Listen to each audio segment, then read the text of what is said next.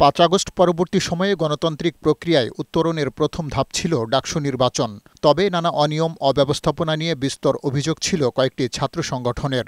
এই অভিযোগের পাল্লা আরও ভারী করেছে নীলক্ষেতের গাউসুল আজম মার্কেটের অরক্ষিত ছাপাখানায় ব্যালট পেপার ছাপানোর বিষয়টি সামনে আসায়।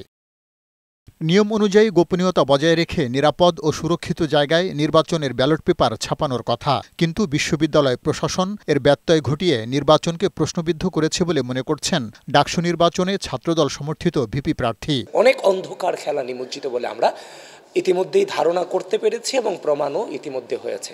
ওই যে ব্যালটগুলোই যে বিশ্ববিদ্যালয় পর্যন্ত আসছে কিনা, ওই ব্যালটেই ভোট হয়েছে কিনা, কিংবা ওই ব্যালটগুলোর সেফ অবস্থায় ক্যাম্পাসে আসছে কিনা, ওইটার প্রমাণও বিশ্ববিদ্যালয় প্রশাসনকে জাতির সামনে উপস্থাপন করতে হবে।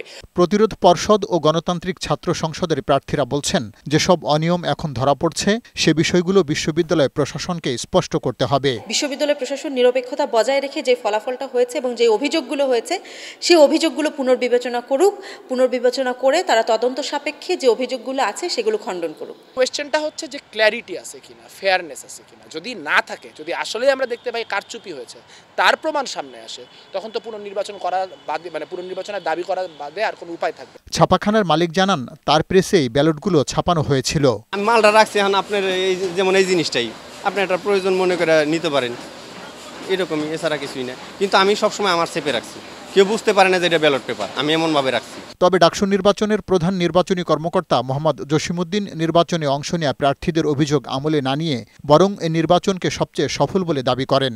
অংশীজন যারা নির্বাচনের সাথে ইন্টারেস্টেড সবাইকে ইনভলভ করা হয়েছে, কেউ কোনো কথা বলে নাই নির্বাচনটা নিয়ে। সবাই বলছে এক বাক্যে, এ ধরনের নির্বাচন ইতিহাসে বিরল। তাহলে সেখানে আপনি নির্বাচনের এতদিন পরে আপনি আমাকে কলঙ্কিত বললে তো আর কলঙ্কিত হয় না।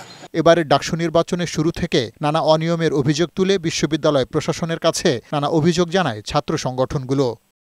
পার্থ রহমান, বৈশাখী সংবাদ, ঢাকা।